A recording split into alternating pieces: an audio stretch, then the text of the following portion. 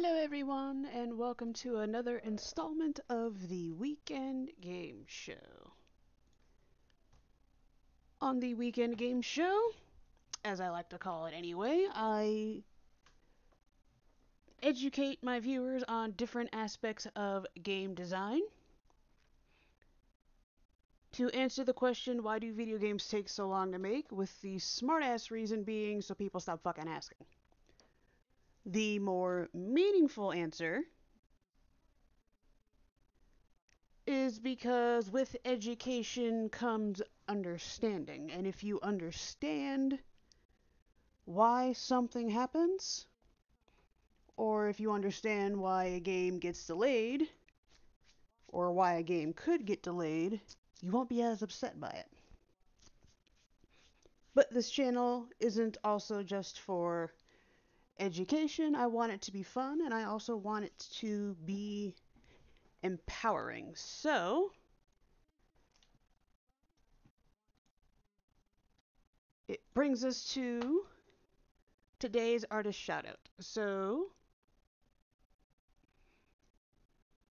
I also do artist shoutouts at the beginning of my streams. Do keep in mind all rights. I should probably put it in the post itself.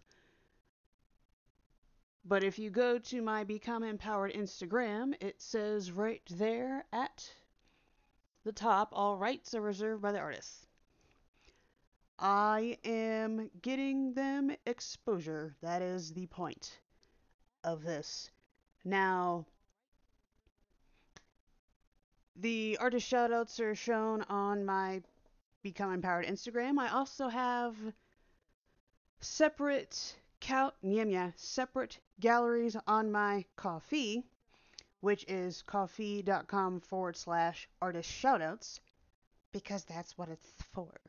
I also shout out, well, I don't shout out. I also have a mini gallery for my art, but that's just kind of meh. I only have two things on there. The main thing I use the artist shoutouts for. The main thing I use my Ko-fi for is for the artist shoutouts. Now, because I don't plan on becoming an affiliate, I also do all my memberships through that, but of course it's completely optional. You don't have to. Here for the education, the donations through Ko-fi, and the memberships help. If you scroll down, there's also tips, which is through Stream Elements. So, but this portion isn't about me. This part, the artist shoutouts, today it's for Chris Solarski, Instagram, Twitter, same thing, Solarski Studio. They also have a Gumroad. Well, they're currently selling a book. Sorry, sir, can't remember the name of it. And they also have their own website. You POS, not you, the thing I'm using. Un momento. I believe the command is ASO. Yes, it is.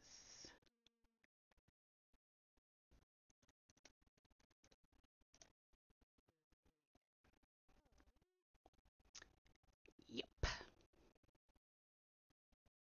Ta-da! I love my little Capamon now that I've figured the thing out. Thank you, Blazing Hydro, for hosting my stream. Thou art a sweetheart.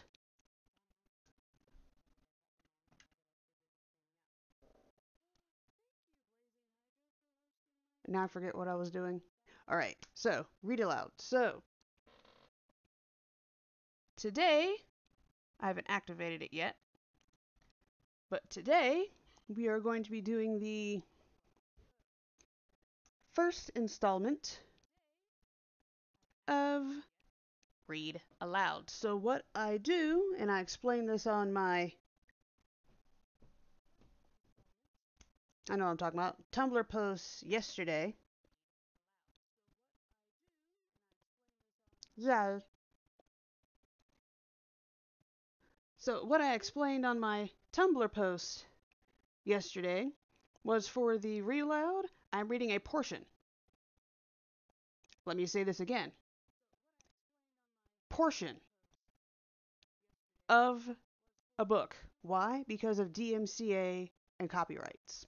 The reason why I am reading a portion at all is because there are other resources out there for anyone who is interested in game design, and I would like to show them to you.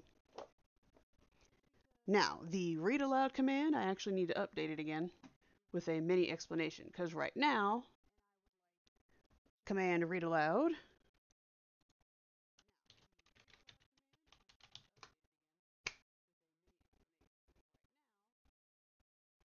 did I change it to reading aloud? But anyway, the command right now only shows, or it's supposed to show, the name of the book, who it's by, and an affiliate link, because I am also an affiliate to bookshop.org, what I like to call the Etsy for small business bookstores. Why isn't the command working? Well, it's incomplete, so that's fine.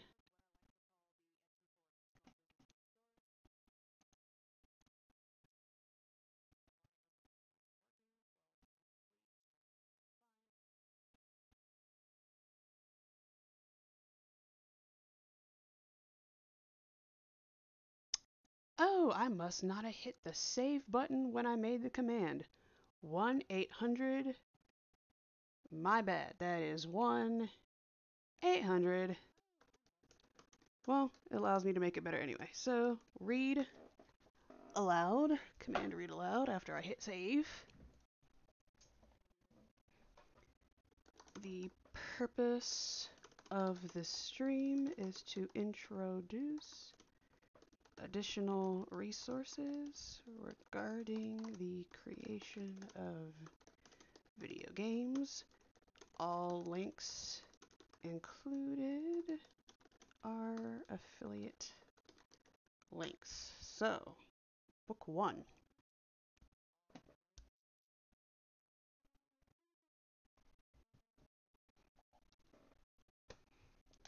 Alright, so the first book, and I say first book because I don't know how long it's going to take me to read it.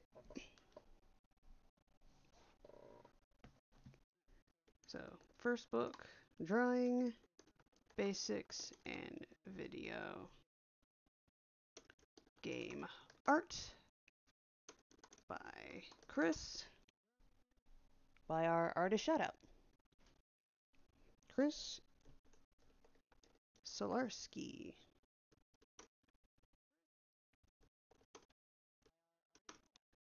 How did I forget to hit the save button? Actually, you know what? I'm not surprised. It is the same way one forgets anything.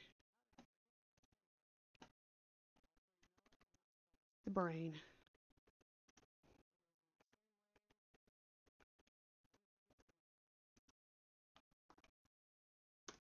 There we go. And 15-second cooldown and submit.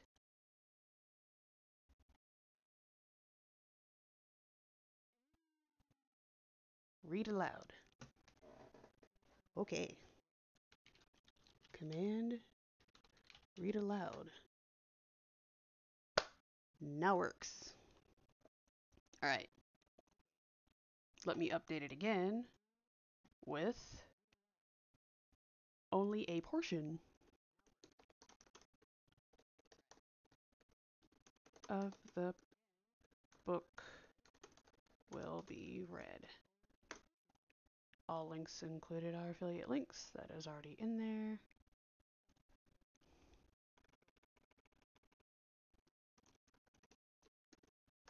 One.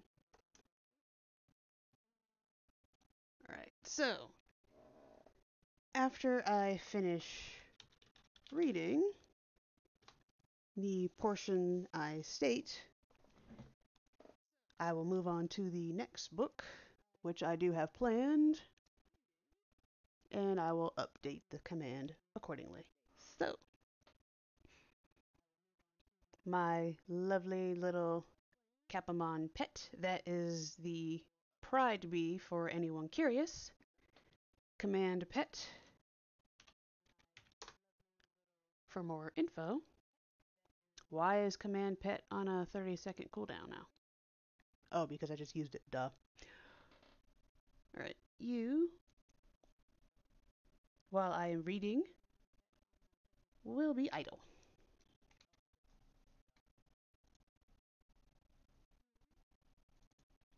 Heck yeah.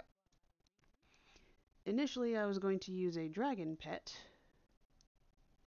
but it requires bits, which means I have to be an affiliate, which I have decided to no longer go for. Boom.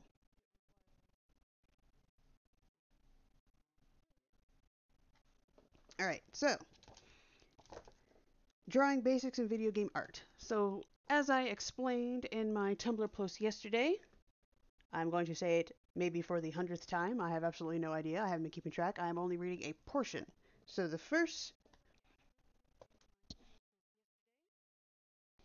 hiccup. So the first thing I'm going to read, if it's applicable, today it is thankfully, the summary on the back.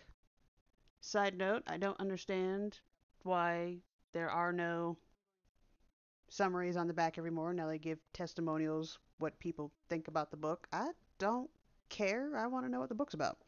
So I'm going to read the summary on the back. I could read the acknowledgments. I'll come back to that if my reading doesn't take too long. I will also read the foreword and the preface, and today I will read the introduction. If any book in the future doesn't have an introduction, I will read a few pages of chapter 1. But for Drawing Basics in Video Game Art by Chris Solarski, forward by Tristan Donovan, I will be reading, because it actually has a summary on the back, I will be reading the summary on the back, along with the forward, preface, and introduction. Before I move on to the next book. If I'm not absolutely exhausted after reading this, because I find reading to be taxing. Because it makes the brain work, which is a good thing, so I'm not complaining. I love to read. Which means my read aloud streams might be shorter than all my other streams. I normally stream for 3 hours with a break in the middle. If I'm not too tired by the time break time comes around, after the break at 1:30, I come back at 1:45. I will switch to doing research for the current art project because, as I stated last stream, I need to do some research for what I should put in a storage closet. And I'm going to be researching bathroom designs for art galleries, if I'm not too tired. Otherwise, I'll move that to next stream. I was initially thinking about doing this either on Saturday and Sunday, but Sunday is games day. So I will only be doing read aloud streams on Saturdays because it is the day meant for damn near solely education. So, onward to Drawing Basics and Video Game Art. Classic to cutting edge art techniques for winning video game design. On the back, here we have the summary. Actually, they have a little blurb about the author. So, I'm going to read that first. Chris Solarski received a BA in computer animation and began working as a 3D character and environment artist for Sony Computer Entertainment in London. Eventually, Solarski enrolled in art classes at the Warsaw Academy of Fine Arts. During that time, he discovered the exciting connection between classical art techniques and video game design.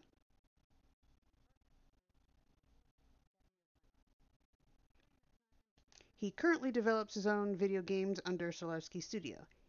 He also works as creative director for the Swiss-based social gaming startup, I'm gonna guess Gabanga, and lectures at SAE Quantum Institute in Zurich.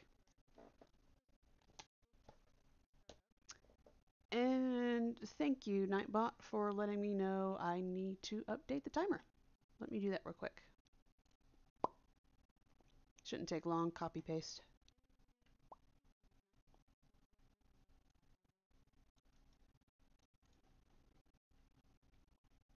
Timer, where did it go? Timers. Read aloud, edit.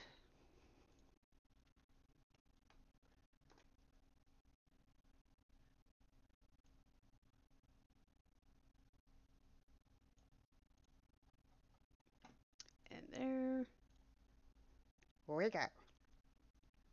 Although I am glad the timer works. Now, for the summary. Level up your video game design.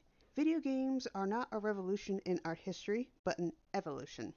Whether the medium is paper or canvas or a computer screen, the artist's challenge is to make something without depth seem like a window into a living, breathing world. Video game art is no different. Drawing basics in video game art illuminates the connections between classical art and iconic video games, like Botticelli's Venus and Nintendo's Mario. Game designer Chris Solarski demonstrates how video games allow players to experience visual art in a new way. Solarski gives readers an introduction to basic drawing skills, light, value, color, as well as detailed instruction for using these methods to design complex characters and worlds. Oh boy. That was all one breath. I'm impressed with myself.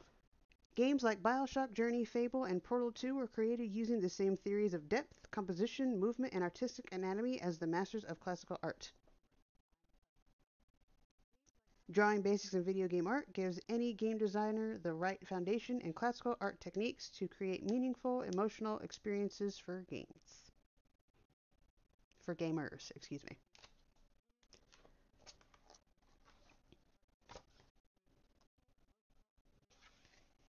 Alright, forward. Alright, forward. We often treat games as if they exist in a bubble. Players and non-players alike talk as if they are separate, somehow dislocated from the rest of society and culture. Yet games are very much shaped by the wider world and visual vocabulary honed over centuries by artists past and present. I need a bookmark.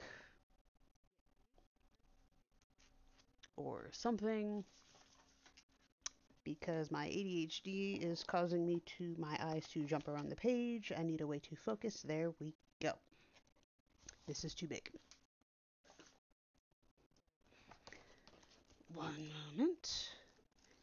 Thankfully, I have my bookmarks collection nearby. Yes, I said collection. Uh-oh. Did it stop? Why did it stop?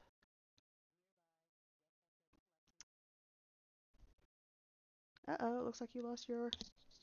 There it is. Whew. Although actually that wasn't too bad a time for it to happen. Alrighty then, I will grab a mermaid. Bookmark.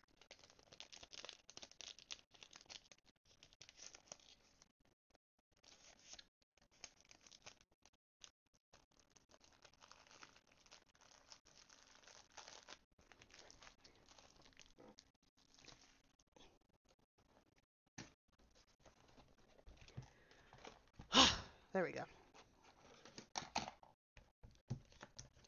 Alright, so back to it. But too often, game developers don't know or fail to draw on this treasure chest of artistic know-how.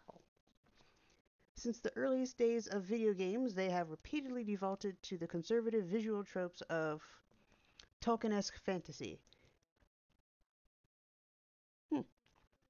Blade Runner sci-fi and Japanese manga and anime, without any vision for how to reinvigorate them. At other times, they are lured by the siren call of realism, mistaking an extra million polygons worth of detail for an artistic leap forward when it's just another layer of information for player brains to filter through. Game art doesn't have to be an yam yam. Game art doesn't have to be this unimaginative, as Chris Solarski expertly demonstrates within this book. He explains clearly the accessible He explains clearly and accessibly how art's rich past offers game makers an arsenal of visual techniques that can heighten, reinvent, or shape the player's experience in emotional as well as visual terms. We learn how Rage follows in Michelangelo's footsteps, how Team Fortress 2 echoes Tintoretto, and how an artist's understanding of shapes can explain the importance of roundness and Mario's appeal. This isn't an academic art history polemic, though. It's an immensely practical book that seeks to equip game developers with tools they can use in their daily work. It explains from an often neglected visual viewpoint why some of gaming's most iconic characters and environments are so memorable and enduring. Even for a non-game developer such as myself, Solarski's book is an indispensable guide to the visual lexicon of art and interactive entertainment that shines a clear, bright, illuminating light on why the visuals of some games work and others do not. Tristan Donovan, author of Replay the History of Video Games. Ooh.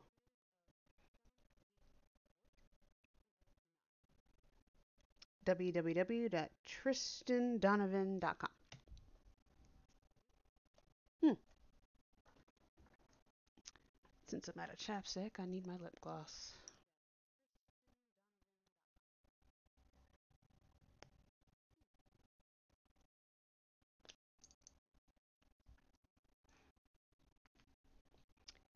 And I had coffee and water, but not actual breakfast. All right, on to the preface. I came to the video game industry with a foundation in digital art. After graduating with a degree in computer animation, I was lucky enough to secure work at Sony Computer Entertainment's London studio as a 3D environment and character artist. It was at an art workshop organized by conceptart.org, a forum that promotes, develops, and showcases concept art for illustration, film, and game production, when I saw artists like Andrew Jones demonstrate the amazing ability to create lifelike characters straight from their imaginations, that I began to question my lack of traditional art training. I saw that it was their mastery of classical art principles that placed them in the enviable position of being first to visualize characters and environments in the development process, for which artists like me would produce 3D models and textures based on their designs. I had a lot of catching up to do if I wanted to be involved in the highest levels of game design. I took part-time painting lessons from the award-winning painter Brendan Kelly while continuing to work in video game development. Brendan taught me about the discipline and dedication to classical art training that is required to become a successful artist in any field. Armed with a solid foundation in classical painting, I abandoned video game development altogether and spent the next 2 years on an intense program of self-guided study in Poland, while I attended daily life drawing sessions at the Warsaw Academy of Fine Art in the atelier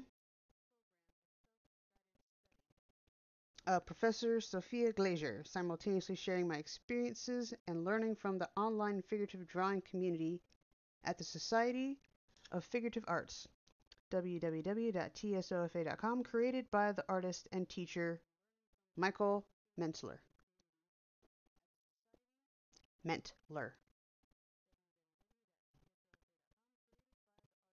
During these 2 years, I developed a deep appreciation for the visual. Nyam nyam. I developed a deep appreciation for the value of a classical art education and the techniques of the old masters. I realized that the majority of video game artists, me included, significantly undervalue these skills. In 2008, I was back in game development as art director of Gabanga, developer of the pioneer location-based gaming platform for mobile phones, and continued to work on figurative drawing and painting. Switzerland's Art Council, Pro Helvetia, invited me to give a talk about the connection between classical art and video games at the first Game Culture Conference. It was while preparing for this lecture that I really saw the connections that I had previously taken for granted between the two disciplines. Video games are a natural progression of classical art, and the same visual grammar and artistic techniques and principles underpin both disciplines. I realized that applying classical art techniques to video game art would enable artists to create more meaningful visual and emotional experiences for the video game player. This book is the culmination of the unique experiences and insights I accumulated over the past 10 years that I have enriched my video game art and enhanced my career. Not everyone is in a position to take a couple of years away from work to study at an art institute. I've designed the lessons in this book to be your own personal art school, and my hope is that this knowledge and experience will take your art to new and higher levels. Chris Solarski. I am loving this man already.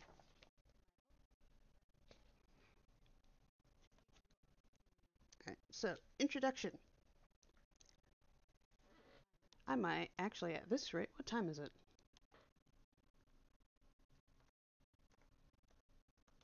At this rate, pause real quick. I want to see, I might be able to do a third. Well, not if I stop like this. Alright, so there's a summary on the back of the next book.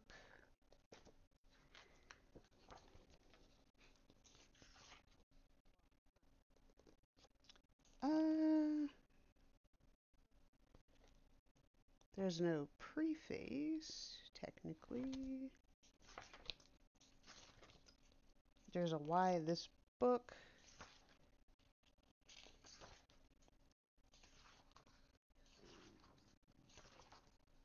Which is, yep. So the back and why this book are going to be decent for the next one. Alright. Introduction. Why does it keep stopping?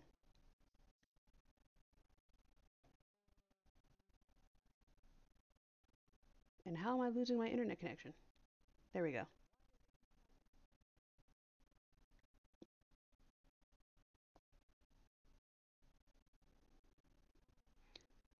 Hello? How does hello translate to bitterroot? Do I need to bring my mic closer and enunciate? I can do that. It will slow me down. Introduction. Classical art versus video games.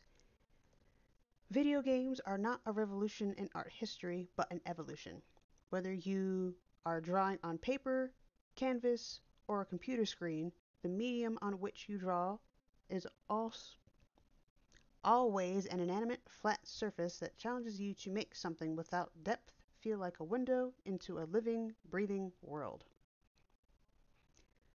The technology powering today's games influences the way we experience visual art in a new way. With the gentle push of a player's thumb, we can now interact with these visual worlds, but take away that interaction and what remains is the static visual artwork itself. And the success of the artwork relies on the same visual grammar, lines, shapes, volumes, value, color, and classical art techniques that have evolved over 2,000 years. The focus of this book is how far we can push the world of game art in purely visual terms without relying on the technology of interaction. I didn't realize that was a comma. Without relying on the technology of interaction, that is, on sound, special effects, and animation. By going back to square one and studying the basic elements and significance of visual grammar and technique, you will discover how visual grammar can be artistically shaped to create a range of emotional experiences using classical theory of depth, composition, gravity, movement, and artistic anatomy. That's why distinguished video games like BioShock, Journey, ICO, and Portal 2 are featured alongside the work of old masters such as Michelangelo, Tintoretto, Tintoretto, sorry, and Rubens in all the drawing exercises throughout the book. Later in the book, these essential skills are applied to game art creation, providing you with reliable processes for creativity and imagination, character development, environment development, and color. I'll also show you how to put together a professional portfolio to help you secure work in game development.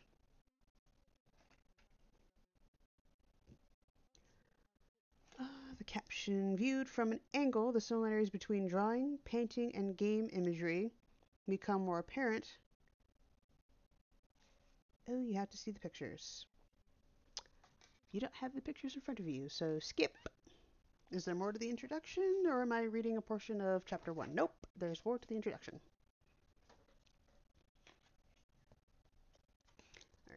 There are a significant number of techniques to master in this book. Although each is fairly simple, the drawing process becomes significantly more difficult when managing several techniques simultaneously while rendering complex subjects such as human figures.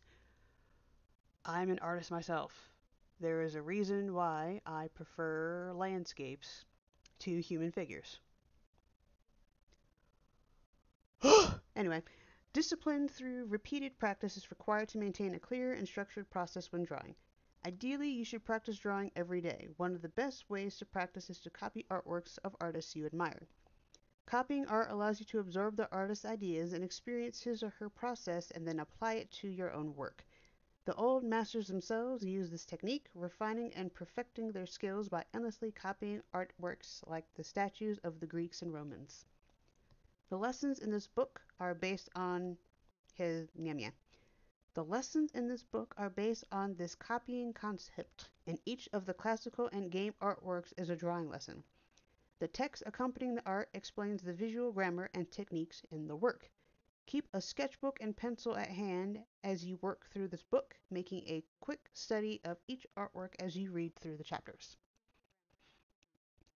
The straightforward quality of the drawing medium will allow you to easily identify skills that need improving and will help you develop a higher level of dexterity and understanding of artistic principles when creating artwork for video games. Classical artists made their studies and preparatory drawings deliberately small, as a small drawing is easier to manage and quicker to complete. The art in this book is purposely sized to make it easy to copy your sketchbook. The art in this book is purposely sized to make it easy to copy in your sketchbook without having to scale it down to fit the page. Whether you're a student looking for a career in video game development or an industry veteran, this book will give you the tools to be creative on demand and to design video games with a broader range of emotional experiences that affect players to new and meaningful ways. Let's get to work.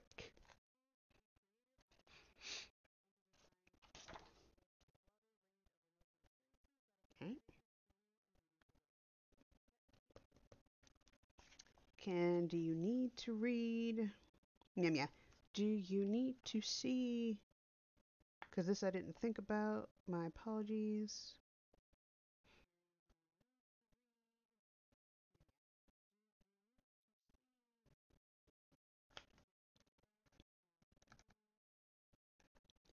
Alright, so this one you need to see. Alright, so the classical preparatory stage is mirrored in game development, where every 3D model starts off as a nondescript base mesh. The forms and proportions of the base mesh are shaped to the general design of the final character before subsequent stages of refinement are undertaken. Unlike traditional mediums, the computer automates many of the technical challenges of calculating perspective and light. That is helpful. Alright, values. How do we go about creating complex emotions for our characters in game designs? And what exactly is visual grammar? The answer is surprisingly simple. Lines, shapes, volumes, value, and color. Each element is deceptively simple, but it's how we manipulate, stretch, combine, contrast, subvert, and animate these elements that creates an infinite number of expressive possibilities. You'll develop an understanding for the significance of each element through the practice of drawing. If you do not know who WLOP Why? Probably because, well, how is there no internet?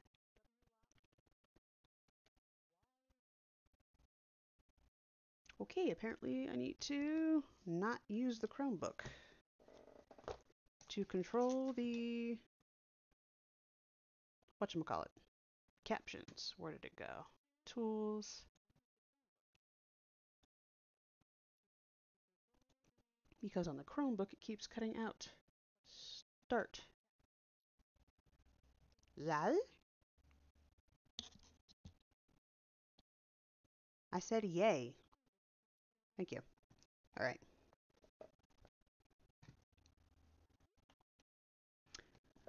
All right, I'm moving at a quicker pace than I thought I would be. So now the initial way I was going to do this, the summary, the preface and forward and preface and introduction, that was based on the fact I thought I read really damn slow.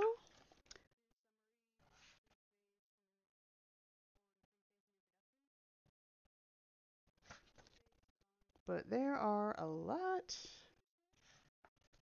of things in here I can read, a lot of pictures. Yeah, for the rest of this, you're going to need to see the book. So I'm going to move to the next book.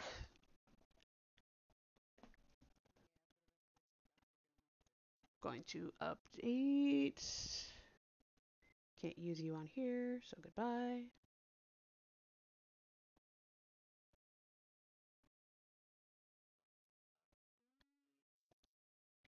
So edit stream info.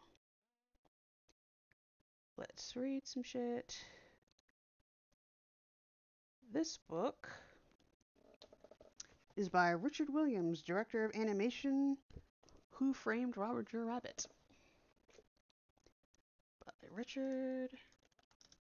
This is tiring me out though, so I don't think I'll be doing the research for today. This might be, although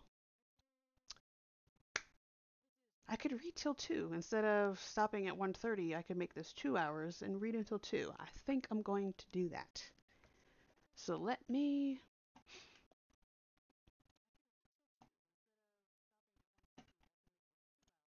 update.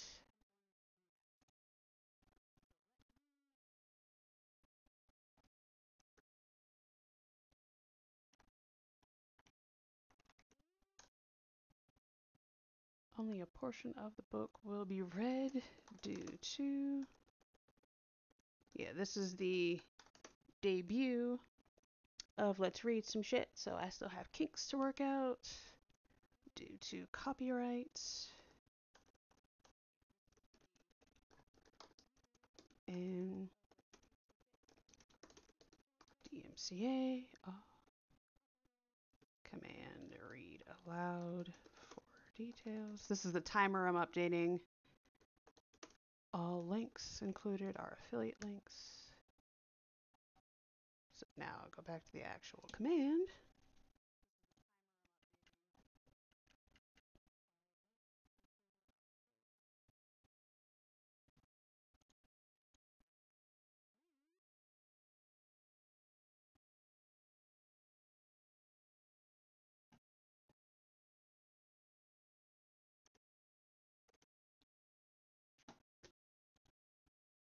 Whew. I am tired. I knew I was going to be tired after this. All right. The Animator's Survival Kit. I can spell. Survival Kit. By Richard Williams. Snag this at a Barnes & Noble. And I'm glad I did.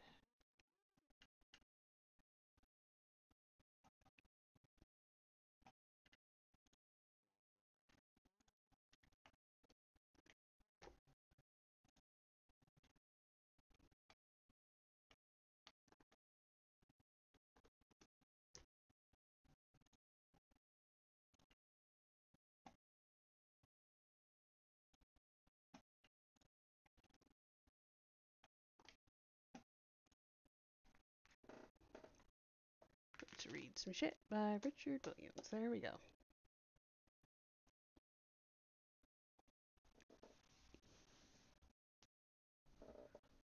The Animator Survival Kit. Oh, there's the back.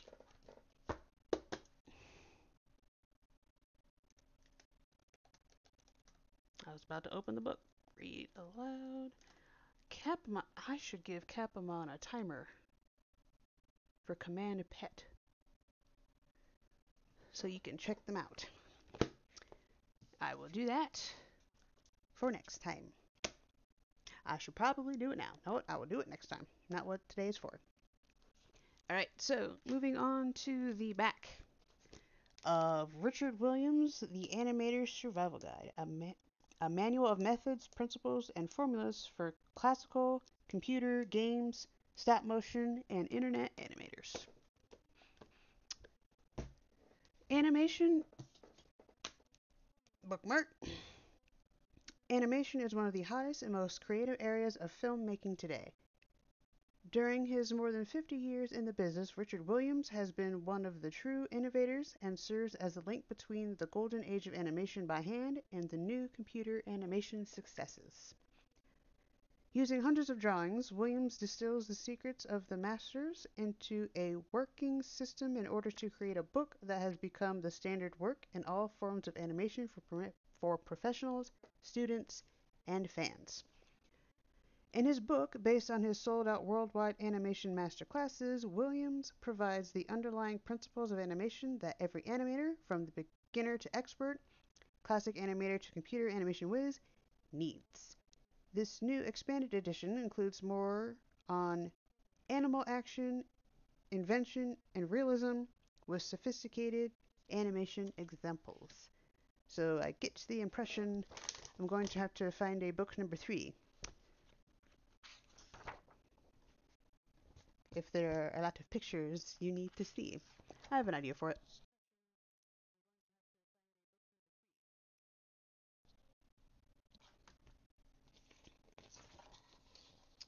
Alright, to Imogen, my co-conspirator and wife, without whom this book would certainly not exist. Aww.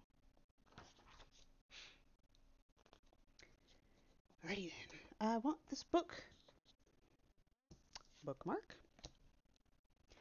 I want this book to put over what I have found to be the best working methods so that animating becomes better and easier to do.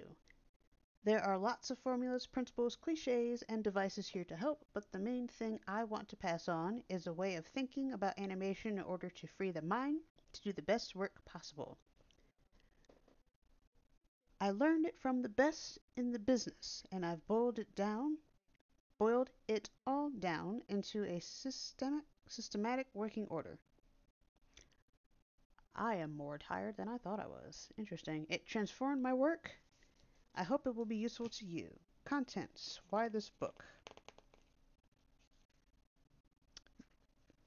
Drawing. Why this book? It is 10 pages long. I skimmed through it. There are also a lot of drawings. So that's part of it. Oh, that's so cute. Anyway. Easily distracted. Sorry.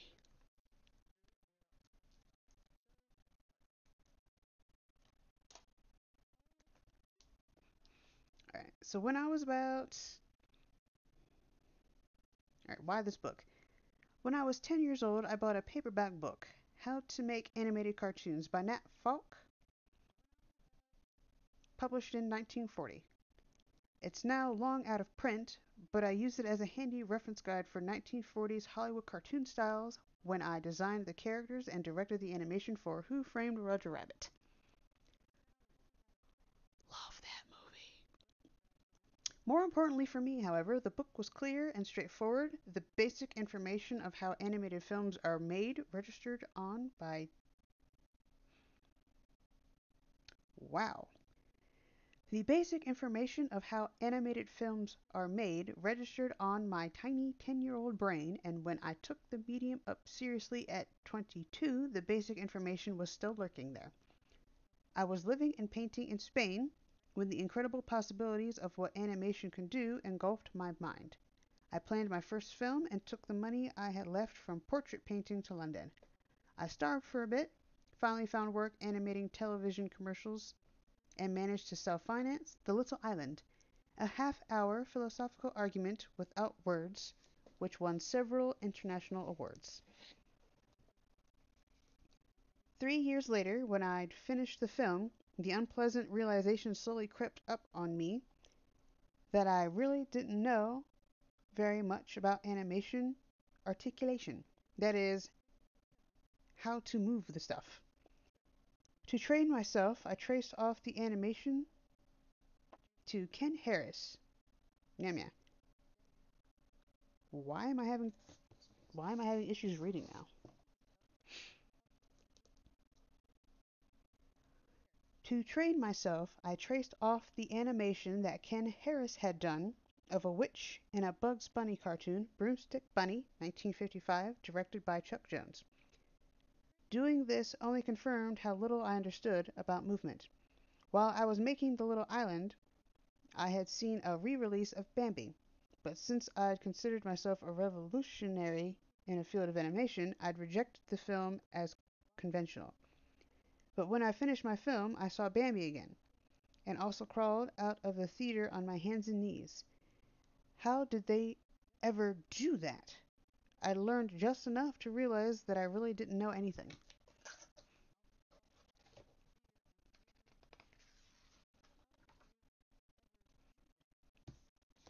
So, how and where do I get expert knowledge? I was working at Eland as an independent and didn't want to go into Hollywood Cartoon Mill. Didn't want to go into the Hollywood Cartoon Mill. I think it's the font. I wanted it both ways. I wanted my artistic freedom, but I also wanted the knowledge. Preston Blair's How to Animate Film Cartoons was available, but because I was put off by the squashy, stretchy 1940s cartoon style, it was harder for me to grasp the underlying principles I was after. Although it's a solid book, and Preston was a very good animator from the Golden Age. It's ironic that 40 years later I would become best known for my work on Who Framed Roger Rabbit, drawing in precisely the same style that had put me off learning from Preston. Oh, that is funny. Much later, I was able to work with Ken Harris, the first real master animator I met, and whose witch in Broomstick Bunny I had traced off. It's generally agreed that Ken Harris was the master animator in Warner Bros. Certainly, he was director Chuck Jones's lead man.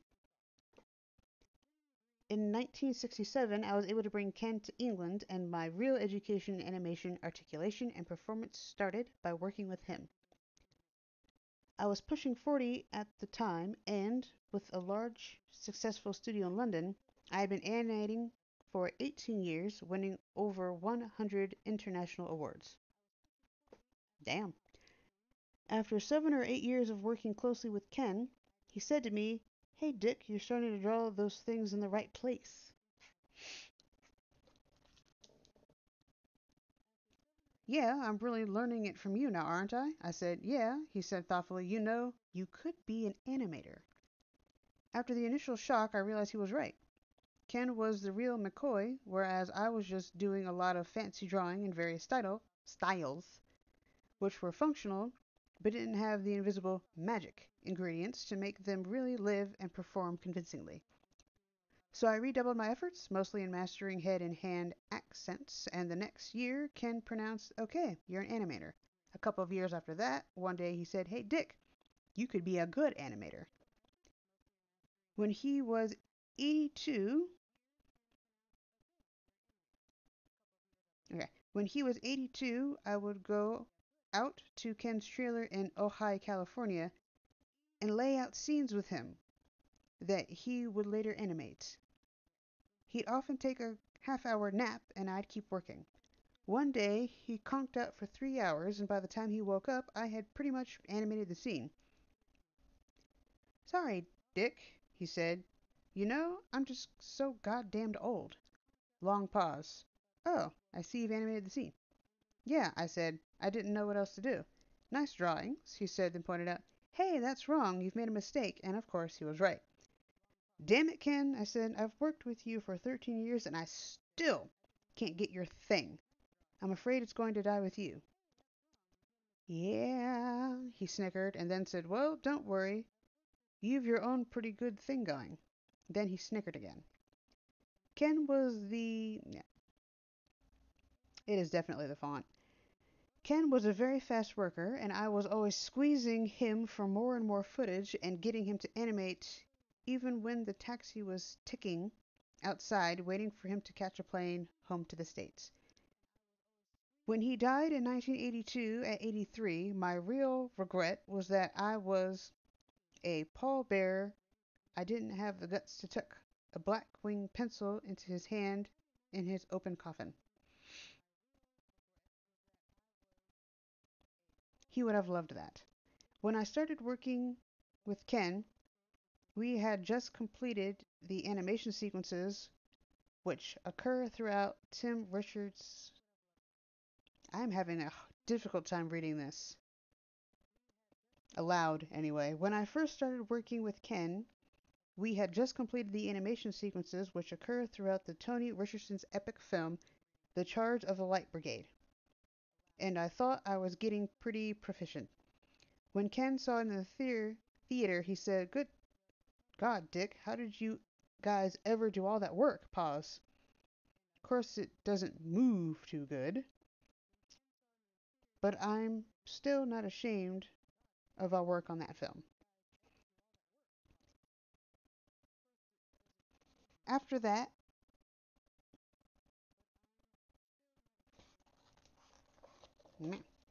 After that, we went to see the Beaters' feature cartoon, The Yellow Submarine.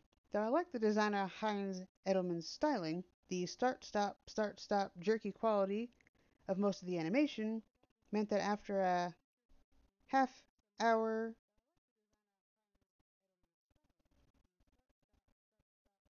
Wow. The start, jerky quality of most of the animation meant that after a half hour, much of the audience went to the lobby. No matter how stylish or inventive, jerky or bumpy animation seemed only to be able to hold the audience for about 25 minutes. While Yellow Submarine had an enthusiastic cult following from the advertising agencies, University Crowd, the general public avoided the film. It killed the non-Disney feature market for years.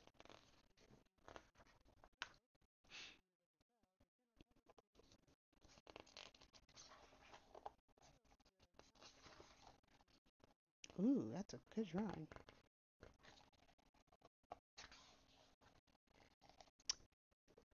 Sorry, I was looking ahead to see how many pages I had left. Like, really good messages. I'm just having a hard time reading it. Also, I just want to sit here and look at the artwork. A top United Artists executive who distributed the Yellow Submarine told me this is the Beatles at the height of their popularity and still people stay away from non-Disney animation.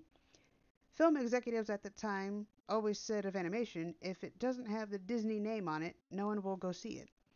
But the real point is, it wasn't just the Disney name, it was the Disney expertise that captivated the audience and held them for 80 minutes. Excuse me while I take a drink.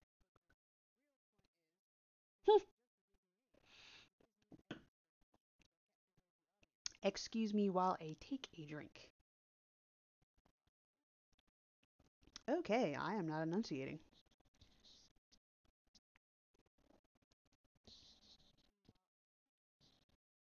Or this caption overlay wasn't as good as I thought it was? Nope, it's my enunciation. Almost the same week Disney's The Jungle Book came out, and it was an instant hit. I went along to see it reluctantly, thinking, as I still considered myself an innovator, that though there might be something interesting, it was probably predictable stuff. That's how it started, with standard issue wolves adopting the good housekeeping seal of approval cutesy baby. I remember the boy Mowgli riding a black panther, moving and acting in a cliched way until he got off, and suddenly everything changed. The drawing changed, the proportions changed, the actions and acting changed. The panther helped the boy up a tree, and everything moved to a superb level of entertainment. The action, the drawing, the performance, even the colors were exquisite. Then the snake appeared and tried to hypnotize the boy, and the audience was entranced. I was astonished. The film continued at this high level, and when the tiger entered, weighing 800 pounds, and was both a tiger and the actor who did the voice, George Sanders, I realized I didn't even know how it was done, let alone ever be able to do it myself. I went back to my studio in shock, and, through the night, I wrote a long fan letter. In those scenes, I thought I had recognized the hand of the great Disney genius Milt Kahl, who Ken Harris had raved about. The first name on the directing animator's credits was Milt. Am I butchering names? Milt Kahl. So I assumed the work that stunned me had been Milt's, and it turned out that it was, except for one shot that was by Ollie Johnston. Johnston and Frank Thomas had done lots of other marvelous work in the picture. So I wrote to Milt saying that I thought The Jungle Book was the absolute high point of pure animation performance, and that I didn't think it would ever be possible for anyone outside the Disney experience to reach that pinnacle. It turned out Milt said it was the best letter they ever had, and even better, that he knew my work a bit and wanted to meet me. Ooh. Irrepressible ambition made me change my position that they alone could attain such heights. I figured, I think correctly, that given talent, experience, persistence, plus the knowledge of experts, why should anything not be possible? I couldn't stand it anymore. I had to know everything about the medium and master all aspects of it. Cap in hand, I made yearly visits to Milt and Frank Thomas, Ollie Johnston, and Ken Anderson at Disney. One of the most important things Milt said was, "Our animation differs from anyone else's because it is believable. Things have weight and the characters have muscles, and we're giving the illusion of reality."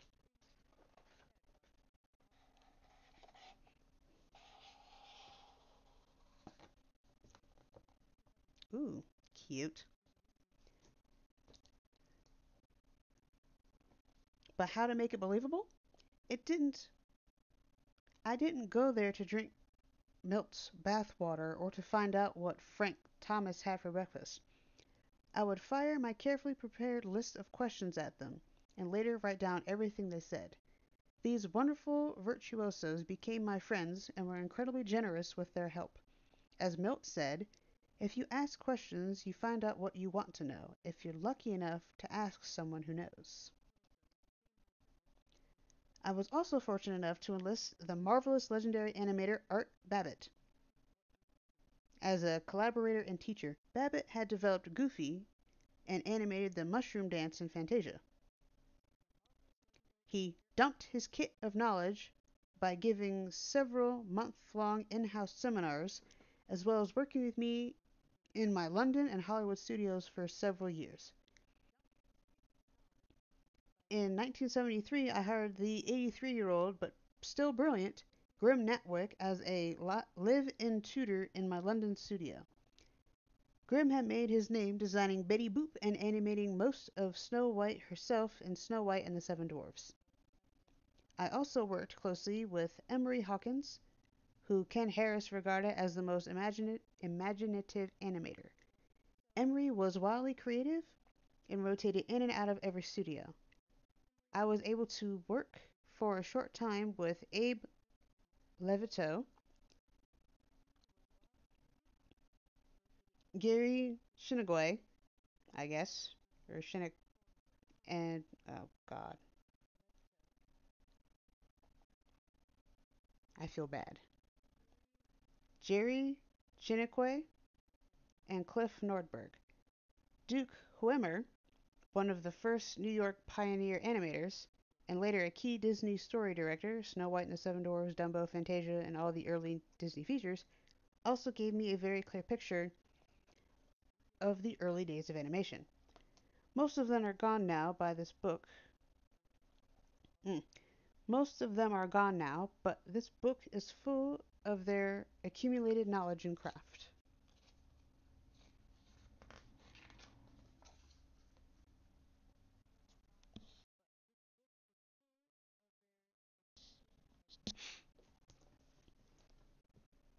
In the 3-day masterclasses I've been giving lately, some experienced professionals initially feel that we're running over material that they're quite familiar with.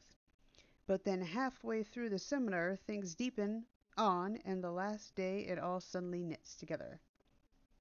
Some even describe it as an epiphany. Well, it sure was for me when I finally got it. So please read the whole thing. Animation is just doing a lot of simple things, one at a time. A lot of really simple things, strung together, doing one part at a time in a sensible order. The movie actor Scott Wilson sat through my 3-day San Francisco masterclass. To my surprise, he came up at the end and said, "Of course you realize, Dick, that this whole thing has been about acting." I said, "What?" And Scott said, "These are the exact equivalent methods, exercises, and analyses we actors do in our acting workshops." So acting is intrinsically part of the whole. If you can't draw or articulate movement, how are you ever going to do the acting? Someone once asked Milt Kahl, "How do you plan the counteraction you used on that character?" Huh? How do you plan out the counteraction you used on that character?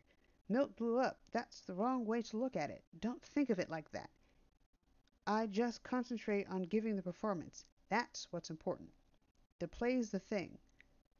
You'll get all tangled up if you think of it in a technical way." Of course he's right. If a musician knows his scales, he can concentrate on giving the performance and bringing out the ideas inherent to the music. But if he constantly has to think of the mechanics of what he's doing, then he can hardly play. Therefore, if you know and understand all the basics, then we've got the tools to create. Only then can we give the performance. This book is an anatomy course in animation. Just like an anatomy course in life drawing, it shows you how things are put together and how they work. This knowledge frees you to do your own expression. It takes time. I didn't encounter Ken Harris until I was nearly 40, and he was 69. I had to hire most of my teachers in order to learn from them. I hired Ken in order to get below him and be his assistant. Holy shit! Hey, CPOX! Thank you for the raid. And now you get a shout out.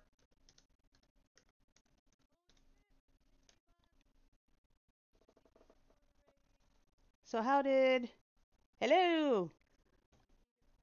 So, I, for obvious reasons, had to lurk. So how did the stream go?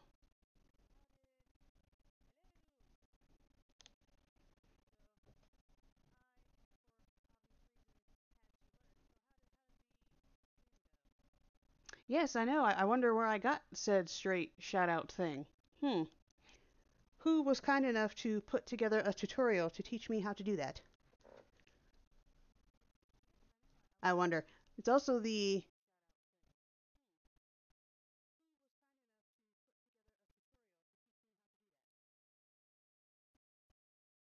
Oh, good. Did you use all your potions?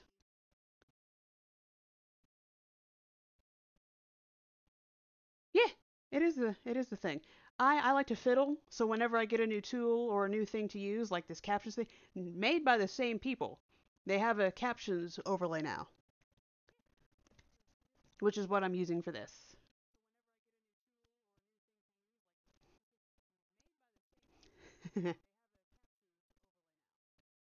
Yeah, so when you did they actually updated it too. So yeah, I've been fiddling around with their tools. For anyone wondering, this is Pixel Chat. So I'm using their Pixel Chat shoutouts and their Pixel Chat captions overlay, which is what you're looking at right now. Thank you for following, Cherokee Man. Very much appreciated. Yeah. One thing, I guess it's the same with every caption overlay. You need to enunciate. Yes, you're gathering. Wasn't it at 3:30 for you?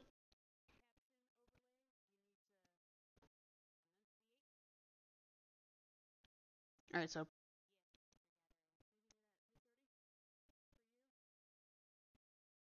yes, please.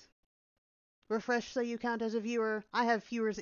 I have the viewer count hidden, so I don't look at the viewer count and get stressed out. But yes, please count as a view.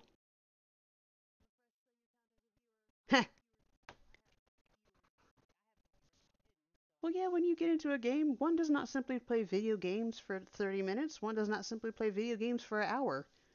If the game is constructed well enough, you get sucked in. But anyway, let me give you the greeting I should have given you, but forgot because I was surprised because I don't get raids all that often. So, welcome to the weekend game show where I educate my viewers on the different aspect of game design. So, as to answer the question, why do video games take so long to make? The smartassy reason, so people stop fucking asking.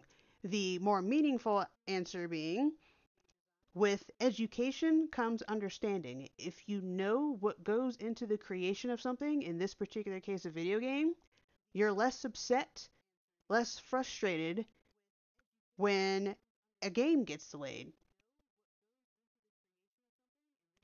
Instead of going, what the fuck is going on?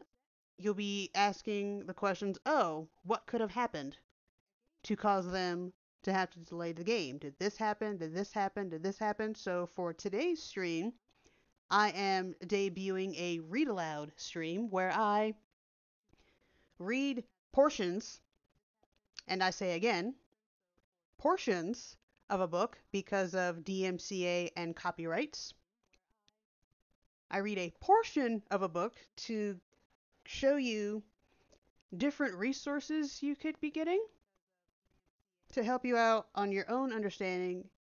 And if you're trying to get into the video game industry, books you could be referencing to help yourself out. So the first book I read aloud, portions, again, portions. So the first one was Drawing Basics in Video Game Art by Chris Solarski, who also happens to be our artist shoutout for the day.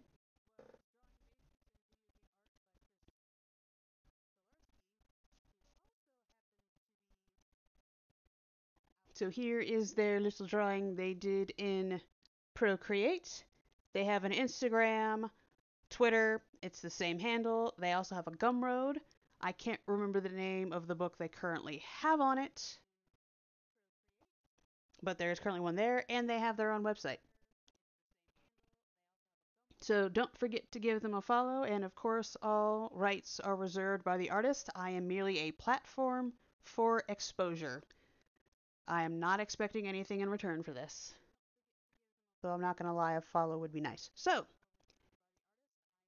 back to read aloud.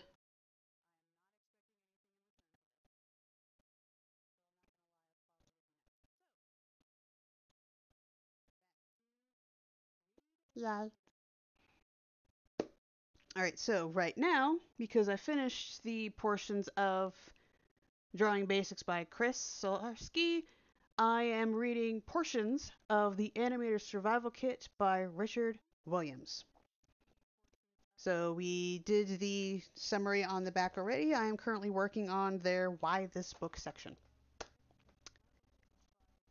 And this is tiring me out immensely, so I'm probably, after I finish reading the section, also for some odd reason, I'm having trouble not reading the book, but I'm having trouble reading the book aloud because I'm having trouble reading the book.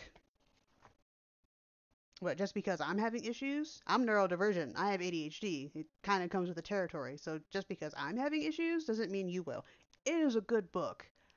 It is a great resource. Don't let my struggling to read it aloud deter you from getting this book. So again, It is the Animator Survival Kit by Richard Williams. And do be advised, all links in the Read Aloud command are affiliate links. I am an affiliate of bookshop.org, the Etsy for small business bookstores, as I like to call it. So, back to the book.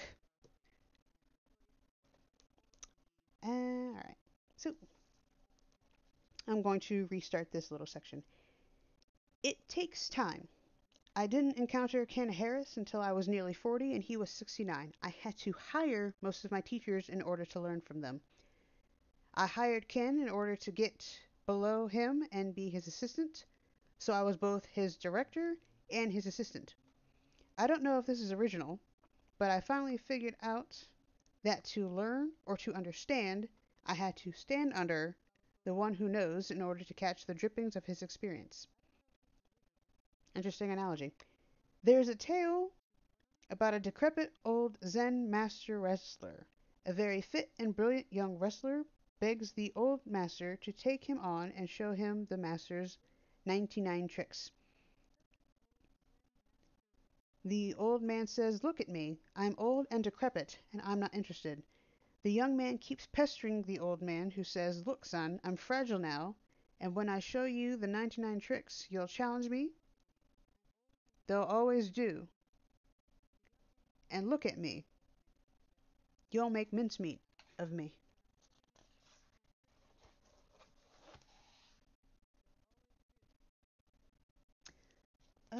Did I accidentally skip a page? Nope.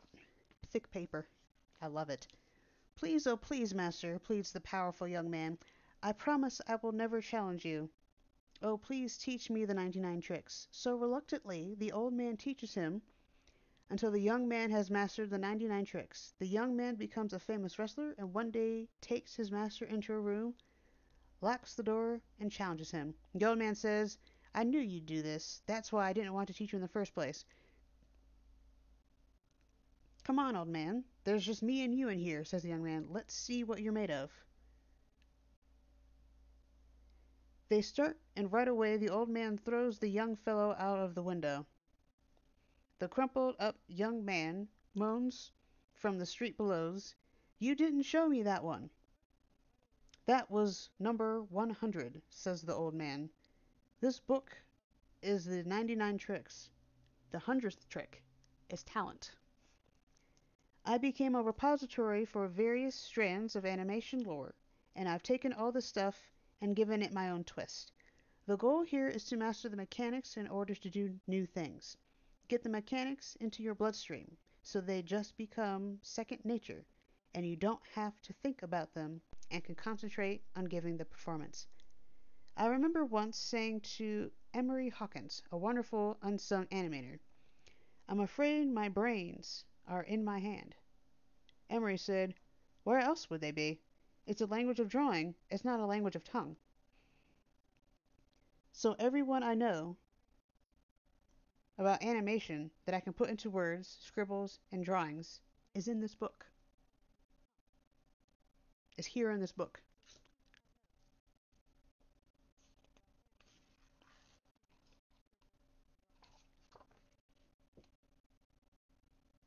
Ooh. I'm going to read this. This is good. I'm going to read this first portion of Drawing in Time. And I very much appreciate the raid, but you actually caught me towards the end of it. So I'm going to, because this rating is actually starting to give me a headache now. Probably something I'll have to practice more outside of streaming so I can actually go for 2 hours. That is my goal for this stream, for the Read Aloud streams. Or if you look at the title, let's read some shit. So, Drawing in Time, I'm going to read this first section and then I'm going to call it Why Animate? Everyone knows it's a lot of hard work doing all those drawings and positions. So what's the hook? Why do it? Answer: our work is taking place in time. We've taken our skills and leapt into another dimension. Drawings that walk. Seeing a series of images we've had spring to life and start walking around is already fascinating. Drawings that walk and talk. Seeing a series of drawings talking is a very startling experience. Drawings that walk and talk and think. Seeing a series of images we've done actually go through a thinking process and appearing to be thinking is the real aphrodisiac. Aphrodisiac. That's a new word. Plus, creating something that is unique, which has never been done before, is endlessly fascinating. We've always been trying to make the pictures move. The idea of animation is eons older than the movies or television. And the next section is a quick history. But I now have a headache. So, I am going to call it here. I actually very much enjoyed this. And actually, before I go, Cherokee Man was in here, so Cherokee Man is also a streamer. Introduced, and correct me if I'm wrong, I don't think I am, I believe we discussed this before, we were introduced via a CPOX raid, if I'm remembering this correctly. And before I go again, shout out CPOX.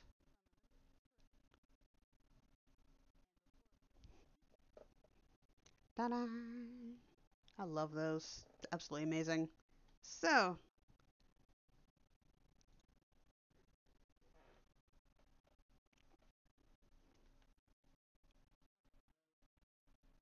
this was fun.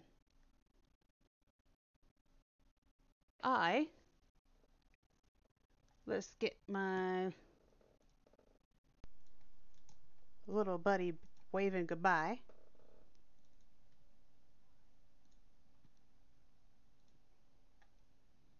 Bye-bye. So,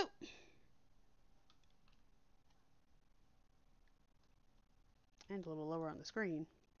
Alright, so, as I mentioned before, I am an affiliate of bookshop.org, the Etsy for small business bookstores. There it is, right in front of your face. Thank you, everyone who stopped by. Thank you again, CPOX, for the raid. Thank you, Cherokee Man 2000. This one was not paying attention. Oh, I was right, but I remembered it. So, thank you all for being here. Thank you all for watching. There are... Yam yam. Those are my social media accounts. Command socials to get to the links. Command coffee to get to the link to my coffee.com artist shoutouts. Initially, I was planning on becoming an affiliate. I have changed my mind. While I understand now, that was a long process. While I understand now why they take 50% from affiliates, I'm not for that. I would rather you all go to coffee.com/artist shoutouts, where all artist shoutouts, let me show you today's again real quick, where all artist shoutouts are showcased on top of my Become Empowered, along with my Become Empowered Instagram. There's Chris Solarski's little drawing. That is so cute. Again.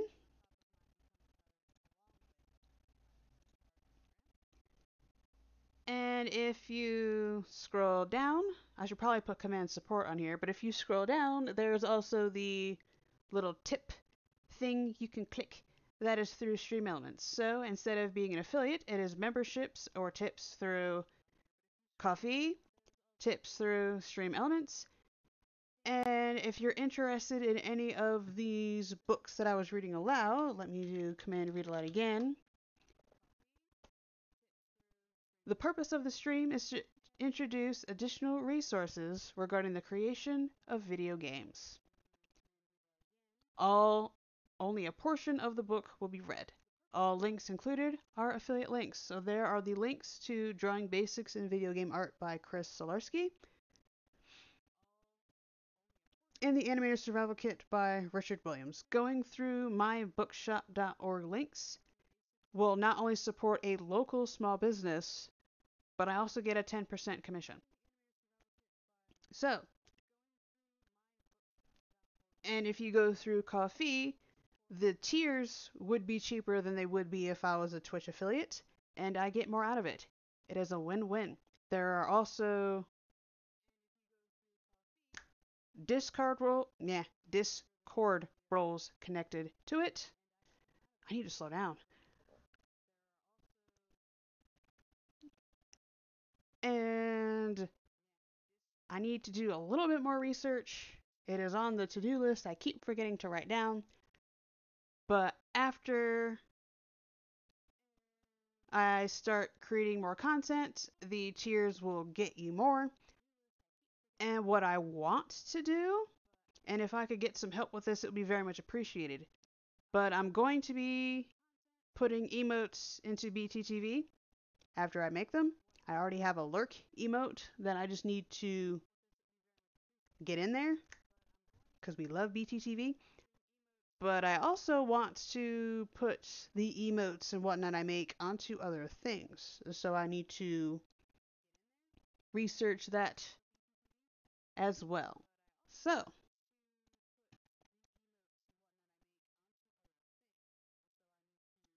here it is again a little bit bigger.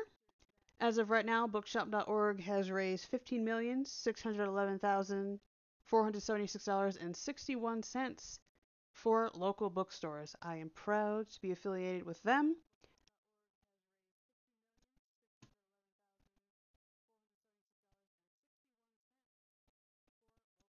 And it would appear, well, that's interesting.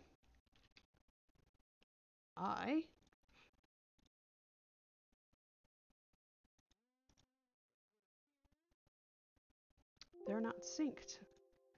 And initially I was going to create credits, but since it's based off of tips and the like, can't really